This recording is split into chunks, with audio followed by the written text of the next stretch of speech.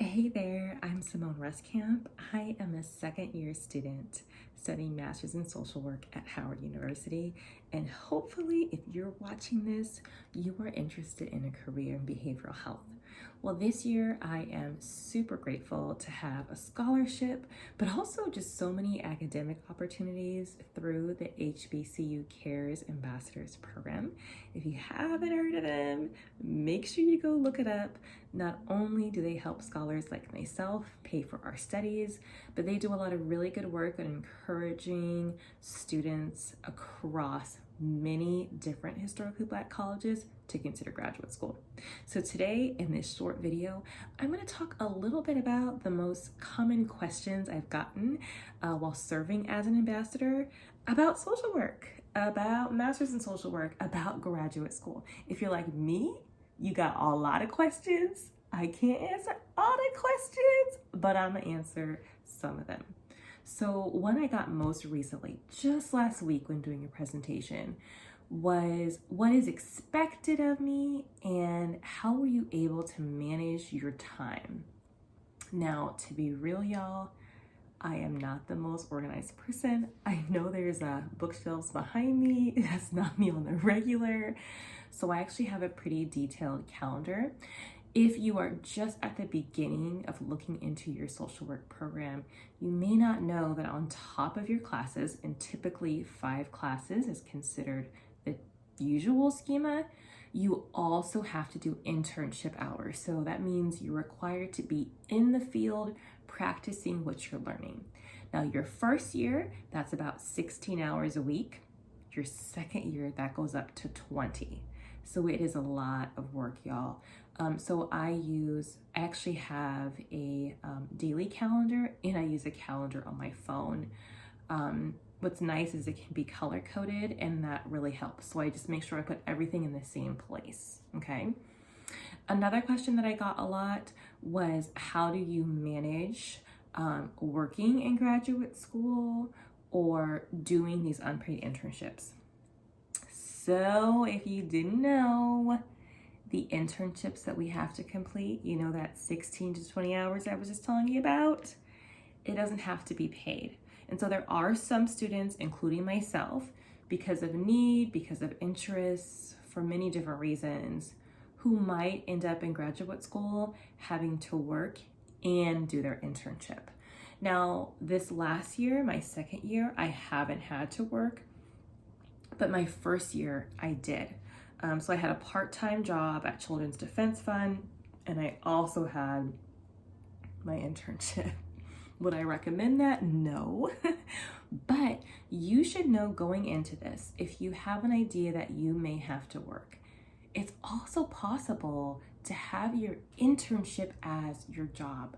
Now, depending on what graduate school you're thinking of going to, whether it's Howard or another wonderful historically Black campus like Clark Atlanta, another school that has an MSW program would be Morgan State, right? They might already have listed other places that they've worked with in the past for internship hours. And so what you can do is see if you can get hired by one of those places and being really explicit in the interview process that you're looking to do your internship there, because you can have a workplace sponsored internship. There's a few people in my class who did that. So maybe they worked for the public schools here in DC, maybe they worked for a hospital, and so they were able to actually use your jobs for their internships. But to be clear, okay, internship requires a specific type of work. So it's not just going to be if you have a job and you're hired to do clerical work. No, that's not going to work to be your internship. You need to make sure that you facilitate a meeting between your school and the field director and whoever is working for that agency that you want to work or intern with, right? To make sure that you're getting everything you need to graduate. Now, the second question I've gotten, and this is a great question also because I'm getting ready to graduate. So I finished in December of 2022. Sorry, y'all. I got my year mixed up, all the twos. But people have asked about licensing. So do you have to get licensed? Do you have to sit for a license? What's the process like? Now, this question I wish were simpler, It's a little bit funky, but make sure that you go to the HBCU Cares website because they break down all the different things that you need to do to be a licensed professional in many different fields. And I think there's also links on that website that talk about different rules in different states, because this is the thing, y'all. Licensing procedures are different based on states. So in the District of Columbia, where I am now, as like I mentioned, I'm at Howard, and in Maryland, so our neighboring state, right? You can sit for licensure for something called a licensed master social worker. And in DC and Maryland, you're eligible to sit for that first level of licensure after getting your master's degree. Now, in other states, you don't need to take a test for your master's degree proficiency, but you will to get the highest level of licensure, which is a clinical level. And there's a big difference between what you're able to do with an LMSW, so with a master's degree or a license for a master's degree, and what you can do with a clinical license. This is going to get tricky, but this is where it's important for you to think about what you want to do. If you want to be a social worker, a clinical social worker who works in private practice, like to be a psychotherapist, right? Or who wants to supervise other social workers, you will likely need a clinical license. And so that's kind of that top tier. In most states, even if you don't have to take the licensure exam as a master's student right around graduating, if you want that clinical license, that's typically 2 years after you've graduated, collected a whole bunch of hours, and then you can sit for the clinical exam, okay? So remember, based on where you want to practice, look at those specific rules to see how licensure applies to you. And a district, there's 2 levels, a licensed master social worker, which is right when you graduate, and then you can take a second licensure exam 2 years after to be a clinical licensed social worker. So again, look into that where you are. The last and final question that I'll get into with you all is really like picking what classes and then what books to buy. So actually, y'all, that's 2.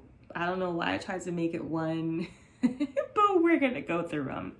So picking your classes. At Howard, we are actually encouraged to pick an emphasis. So you could emphasize or focus on serving people of displaced populations, which is 1, criminal justice, which is another, family and child welfare, which is where I am. And then there's a few others. So like mental health, and then practicing within a medical type facility. They have 5, right? Now, within that interest, you can take classes that meet that. So most of my electives were around family and child welfare, because that's what I was interested in. But then there were these broad electives, right? So outside of my field of practice electives. And so for those, I tried to get classes that I felt would complement my interests or areas that I just wanted to learn more about. So one of the classes that I took outside of kind of the schema that Howard has for all of us on like, this is what you have to do to graduate, was one on race, class, and gender. I thought that was really important. I want to be a psychotherapist, and all types of people need and want therapy. And even though I got a lot of really good information in family child welfare, I wanted to be able to talk more about identity. And I wanted to think about how I could be creative in serving people unique, nuanced, and special identities. Now, what books did I buy? This was a tricky one because we know books are expensive, and sometimes it's one of those costs that you don't anticipate, okay? Yeah, I did not anticipate how pricey books would be. Here's what I did, and here's what I would suggest that you do. 1, wait till you have the syllabus. Don't be buying stuff based on somebody else's syllabus. Things change, things update. You don't want to be stuck with books. But sometimes there's books that you know you're just going to need. So I mentioned my long-term goal is to perhaps go into therapy. I know I will need a DSM, right? So I made sure I purchased a hard copy of that. There were other skills that I knew I would need. So where I didn't buy the policy textbook, I just rented it. I did buy, for example, a book about psychotherapy concepts and approaches, because that book actually had examples of cases and how to respond and support people. So I knew I could use that even after graduation in making treatment plans for people. The other thing I did, besides looking where I could see books online or things like that, don't hesitate to rent something, and then once you have it, decide, will I revisit this? There's a lot of book back there that I'm not ashamed to admit I don't actively read. So just be honest with yourself during that class. Were these books that you reference quite often? Was that not really the case? And so for me, that psychotherapy book about different counseling approaches was helpful. And because I know I want to be a micro student, it didn't really make sense for me to hold on to my policy book long term. So that was the book that I rented. So try to keep that approach as you think about what books you want to buy. Buying books is a commitment financially, but hopefully it means a commitment of like your brain power and time too. So try to prioritize what you're going to keep and hold on to. And it's okay to rent. It's also okay to like share friends with somebody or check things out at the library if you need to. So hopefully that answers some questions that you may have had. It demystifies some of what it's like, maybe not to be in grad school, but just to manage your time and manage your money in grad school, right? Because sometimes we don't talk about these real factors, these things that come up. And also, I hope you got some answers about licensure. So that's it for me. Again, I'm Simone. I'm a master's in social work student at Howard University, and I am so excited to be one of the ambassadors for HBCU Cares. Let me know if you have any questions, and make sure to check out their website and their Instagram. Bye, y'all.